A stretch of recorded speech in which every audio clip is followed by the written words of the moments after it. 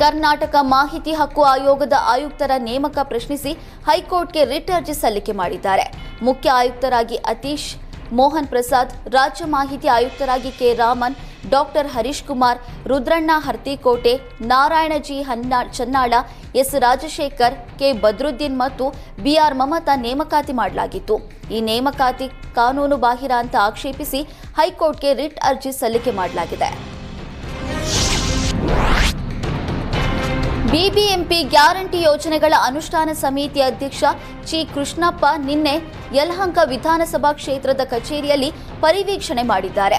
Guarantee ಯೋಜನೆಗಳ ಪರಿಣಾಮಕಾರಿ ಅನುಷ್ಠಾನದ ಬಗ್ಗೆ ಸಭೆ ನಡೆಸಿದರು. ಪ್ರತಿ ವಿಧಾನಸಭಾ ಕ್ಷೇತ್ರದಲ್ಲಿ ವಾರ್ಡ್ವಾರು ಗ್ಯಾರಂಟಿ ಮನೆ ಮನೆ ಭೇಟಿ ನೀಡಿ ಕಾರ್ಯಕ್ರಮವನ್ನು ಕಡ್ಡಾಯವಾಗಿ ಹಮ್ಮಿಕೊಳ್ಳುವಂತೆ ತಿಳಿಸಿದರು. ಜೊತೆಗೆ ತಿಂಗಳಿಗೆ ಕನಿಷ್ಠ 1 ಗರಿಷ್ಠ 2 ಸಭೆಗಳನ್ನು ನಡೆಸುವಂತೆ ಸದಸ್ಯ ಕಾರ್ಯದರ್ಶಿಗೆ ಸೂಚಿಸಿದರು. ಬಿಬಿಎಂಪಿ ವ್ಯಾಪ್ತಿಯ 28 ವಿಧಾನಸಭಾ ಕ್ಷೇತ್ರಗಳಲ್ಲಿಯೂ ಪರಿಶೀಲನಾ ಸಭೆ ಹಮ್ಮಿಕೊಂಡಿದ್ದು, ಯಲಹಂಕ ಸೇರಿ ಇಲ್ಲಿಯವರೆಗೆ 10 ವಿಧಾನಸಭಾ ಕ್ಷೇತ್ರಗಳ ಕಚೇರಿ ಪರಿವೀಕ್ಷಣೆ ಸಭೆಯನ್ನ ಯಶಸ್ವಿಯಾಗಿ ಪೂರ್ಣಗೊಳಿಸಿದ್ದಾರೆ.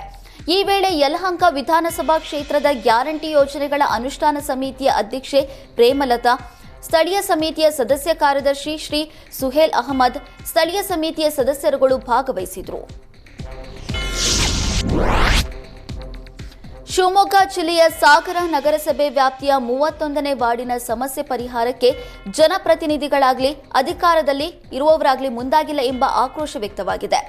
ಸಾಗರ ನಗರಸಭೆ ವ್ಯಾಪ್ತಿಯ 31ನೇ ವಾರ್ಡ್ನಲ್ಲಿ 13 ವರ್ಷದ ನಂತರ ರಸ್ತೆ ಮಾಡಿದ್ರೂ ಕೂಡ ಕಳಪೆ ಕಾಮಗಾರಿ ಮಾಡಲಾಗಿದೆ. ಹಲವು ದಿನಗಳ ನಂತರ ಹಾಕಿದ ರಸ್ತೆ ಕೂಡ ಕಿತ್ತು ಬರ್ತಾ ಇದೆ ಎಂದು ನಿವಾಸಿಗಳು ಆಕ್ರೋಶ ಹೊರಹಾಕಿದ್ದಾರೆ.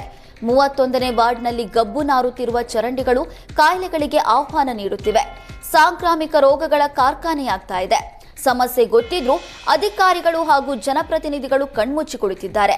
ಸಾಗರ ಭಾಗದಲ್ಲಿ ಈಗಾಗಲೇ ಜಾಂಡೀಸ್ ಕಾಯಿಲೆ ಹೆಚ್ಚಾಗಿದ್ರೂ ಆರೋಗ್ಯ ಇಲಾಖೆ ತಲೆಕೆಡಿಸಿಕೊಳ್ತಾ ಇಲ್ಲ ಅಂತ ಸಾರ್ವಜನಿಕರು ಹಿಡಿಶಾಪ ಹಾಕ್ತಿದ್ದಾರೆ.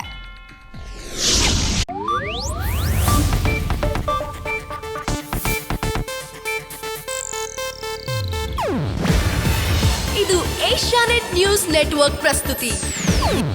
ನೀವು ನೋಡ್ತಿದ್ದೀರಾ ಏಷ್ಯಾನೆಟ್ ಸುವರ್ಣ ನ್ಯೂಸ್.